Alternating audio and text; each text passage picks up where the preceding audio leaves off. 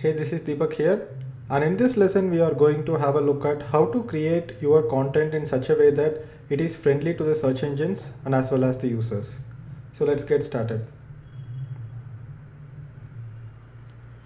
In general, having a good user experience on the site is very important. If someone visits your site and if he or she is not able to access your content with ease, then you can say that it's obvious that the search engines will also not like it. So you should always put the first preference to user experience, and then you should look at how search engines will look at your pages as well. So for example, if you have a website which is loading very slow, or if you have a website which is not optimized for mobile phones, then it is very obvious that the users are not going to have a good experience. Some of the other things that you need to take care of, you should not have multiple pages of the same content. So you would have seen that certain websites have a very viral content. It could be something like 5 tips to, or 7 ways to, or 10 things, and they will make it in such a way that all the 10 different things are available in separate pages and you have to keep clicking next every time. So that is not a good user experience, and many people do it to increase their ad impressions and increase their page views, to artificially kind of inflate the page views, because it's the same user, and if he's seeing an ad or not seeing an ad, it doesn't change with multiple page views. So do not do pagination, and do not block your content. Like for example, you might have seen an exit pop-up in my blog, but this exit pop-up comes only when someone tries to exit. It does not block the content as soon as a visitor visits the website, and there is no bad user experience there. So in general, these two things that you have to follow. You should have a clear title for your blog post, and then you can wrap your headings in H1 and H2 tags. In general, if you are using WordPress, this is done by default because WordPress is very SEO friendly and optimized for the search engines. You can include the target keywords and make it occur in a natural way. So there is no set percentage of what percentage of those target keywords you should have on your website.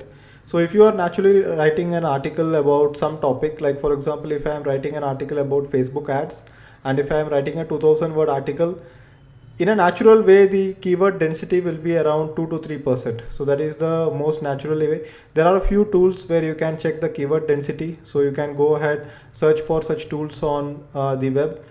Go ahead, include your article and include the target keyword. So these tools will tell you what percentage of keywords you have.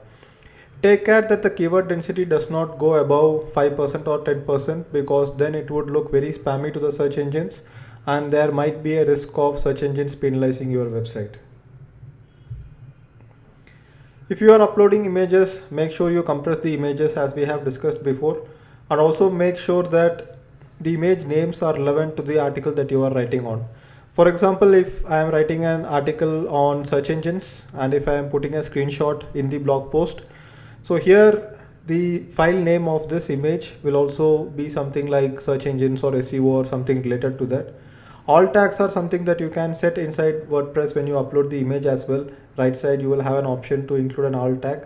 So in the alt tags, so alt tags are basically they are called alternate tags. So when the image does not load, the tags will have a description of what the image is about. For example, if I am including a screenshot of my Google Analytics or Google Analytics or Search Console, then I would enter the alt tag as Google Analytics screenshot or Search Console screenshot or something like that.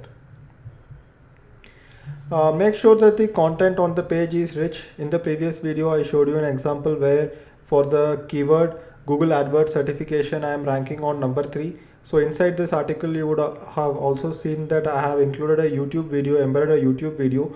So if you include slides and videos, what it does is that it gives richer content. It gives more user engagement, so the user is spending more time on your website, and these are all good signals that is received by the search engines, and they will be able to rank your pages higher. Create good engagement. Make sure that the content is in such a way that the users spend more time. You encourage the users to share it on social media, and make sure that your web page also has a low bounce rate. So if you have a very clear layout for your web page, and if users can find what they need, then users will spend more time on the site. So here the bounce rate will automatically be low.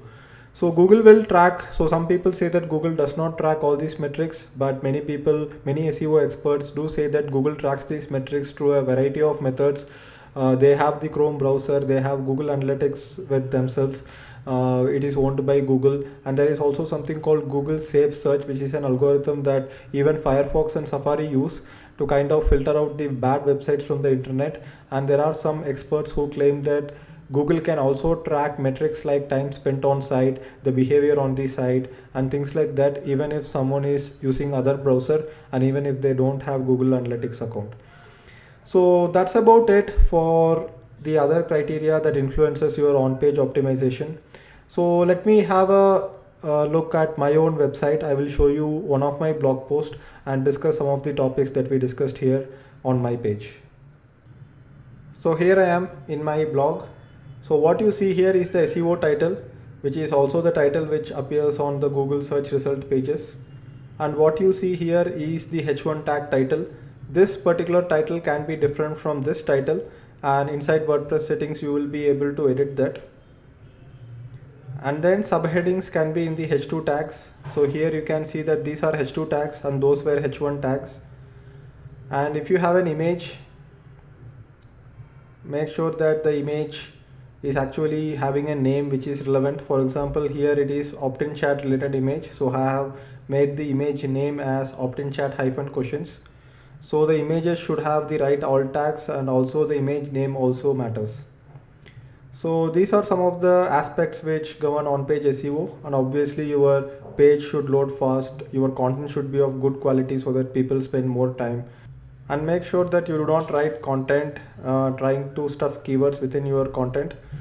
Just naturally let the article flow, and I believe that automatically the natural occurrences of the keyword will be spread throughout the article. So if opt-in chat is the keyword here, and if I search for opt-in chat, you can see that there are 11 occurrences of opt-in chat, and it's in a very natural way. So this was not intentional. I did not intend to place these keywords all over the article, but it occurs naturally while I am writing the article, because that's how natural language works. So that's about it for on-page SEO. So I will also upload a bonus video where we will discuss about how to do SEO within WordPress blogs. And in the next module, we will discuss about off-page SEO.